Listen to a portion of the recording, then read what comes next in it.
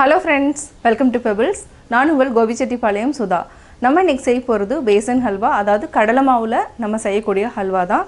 இதுக்கு என்னன்னா வெல்லம் போட்டு செய்ய போறோம். அது மட்டும் இல்லாம milk powder வந்து நம்ம 3 டேபிள்ஸ்பூன் ஆட் பண்ணி செய்யலாம். வாங்க எப்படி செய்யறதுன்னு பார்க்கலாம். 1 கப் அளவுக்கு கடலை மாவு எடுத்துக்கிறோம். 1 கப் அளவுக்கு நம்ம வெல்லம் எடுத்துக்கலாம். இதுக்கு வந்து பால் வந்து 100 ml எடுத்துக்கலாம். தேவையான அளவு நெய் எடுத்துக்கலாம். ஃபர்ஸ்ட் நம்ம 1 டீஸ்பூன் அளவுக்கு நெய் போட்டுக்கலாம். கொஞ்சமா நம்ம பால் விட்டுக்கலாம். இது நல்லா கை விட்டு mix பண்ணிக்கலாம். கீ வந்து நீங்க எந்த கீ வேணாலும் யூஸ் பண்ணிக்கலாம். இது நல்லா mix பண்ணனும். பார்த்தா நல்லா கொரகொரப்பா வர வரைக்கும் நல்லா mix பண்ணிக்கணும். இப்போ பாத்தீங்கன்னா உதிரி உதிரியா பண்ணிக்கலாம். கடலை மாவு கூட நம்ம பால் 2 டீஸ்பூன் நெய் இது நல்லா mix பண்ணிட்டோம். இப்போ நம்ம pan எடுத்துக்கலாம். panல நெய் போட்டுக்கலாம். நெய் நல்லா மெல்ட் ஆனதுக்கு அப்புறம் கடலை மாவு நல்லா வறுத்துக்கணும். அதாவது பச்சை வாசம் போற வரைக்கும் வறுத்துக்கணும். அப்படியே நம்ம ஆட் பண்ணிக்கலாம். ஃபர்ஸ்ட் செய்றவங்க கொஞ்சமா எடுத்துட்டு செய்யுங்க. அதாவது சின்ன கப்ல எடுத்துக்கோங்க. இது வந்து பார்க்கிறதுக்கு வந்து ரொம்ப கம்மியா இருக்கிற மாதிரி இருக்கும். ஆனா வந்து குவாண்டிட்டி வந்து கொஞ்சம் ஜாஸ்தி வரும். இத சிம்ல வெச்சுக்கலாம். இப்போ இந்த அல்வாக்கு வந்து நம்ம என்னன்னா ஒயிட் சுகர் ஆட் பண்ணலாம். ஒயிட் சுகருக்கு பதிலா நம்ம ஆட் பண்றது வெல்லம். இது ஒரு நம்ம 3 நிமிஷம் வந்து சிம்ல வெச்சிட்டு வறுத்துறோம். இன்னும் 1 டேபிள்ஸ்பூன் அளவுக்கு நெய் விட்டுக்கலாம். இப்போ கொஞ்சம் கொஞ்சமா பால் ஆட் பண்ணிக்கலாம்.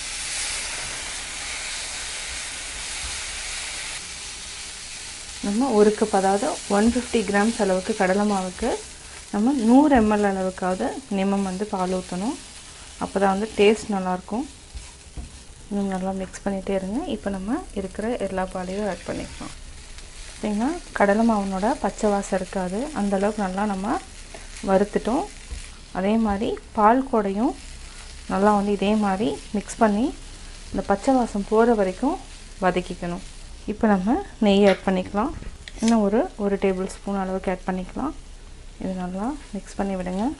பாத்தீங்கன்னா நல்ல ஸ்மெல், அதாவது பச்சை வாசம் போயிட்டு கடலை மாவுனோட ஸ்மெல் வர ஆரம்பிக்கும். இப்போ நம்ம வெல்லத்தை வந்து ஆட் பண்ணிக்கலாம். இத நல்லா mix பண்ணி விடுங்க. வெல்லம் வந்து கொஞ்சம் கொஞ்சமா மெல்ட் ஆக ஆரம்பிச்சிரும். 2 நிமிஷம் இதே மாதிரி பரட்டி விட்டீங்கன்னா மெல்ட் ஆயிடும். இப்போ வெல்லம் நல்லா மெல்ட் ஆயிட்டு வருது. அதே மாதிரி கீ வந்து கொஞ்சம் கொஞ்சமா ரிலீஸ் ஆகும். இது அப்படியே நல்லா சுருண்டு வர வரைக்கும் நம்ம நல்லா வதக்கிட்டே இருக்கலாம். கட்டி இருந்துச்சுன்னா அப்படியே எடுத்து விட்டுருங்க. இப்போ பாத்தீங்கன்னா ஓரத்துல ஃபுல்லா நெய் வர ஆரம்பிக்கும். இப்போ நெய் நல்லா ரிலீஸ் ஆக ஆரம்பிச்சிருச்சு. இந்த ஸ்டேஜ்ல நம்ம ஆஃப் பண்ணிக்கலாம். முந்திரி நெய்ல வறுத்துட்டு ஆட் பண்ணிக்கலாம். 1 டேபிள்ஸ்பூன் கீ விட்டுக்கலாம். முந்திரி ஒரு 10 முந்திரியை உடைச்சு வச்சிருக்கேன். இதையும் லைட்டா ஃப்ரை பண்ணிக்கலாம். பொன்னிறமா வறுத்துட்டு பாதாமையும் ஆட் பண்ணிக்கலாம். பாதாம் கொஞ்சமா எடுத்துருக்கு. இது ஒரு 10 பாதாம் இருக்கு. இதையும் ஆட் பண்ணிக்கலாம். இது வந்து ஃபர்ஸ்ட்லயும் நம்ம அதாவது கீ ஊத்திட்டு கடலை மாவு நம்ம போடுறப்பவே நல்லா பொன்னிறமா வதக்கிட்டு தனியா வச்சுக்கலாம். லாஸ்ட்லயும் நம்ம தாளிச்சுக்கலாம். நல்லா பொன்னிறமா வதக்கிட்டோம். நல்லா mix பண்ணிக்கலாம். சுவையான பேசன் ஹல்வா ரெடி. ஒரு பிளேட்ல மாத்திக்கலாம். சுவையான பேசன் ஹல்வா ரெடி. பேசன் ஹல்வா எப்படி செஞ்சேங்கறத பாத்தீங்க. இது வந்து என்னன்னா சின்ன சின்ன விசேஷங்களுக்கு நம்ம செஞ்சுக்கலாம்.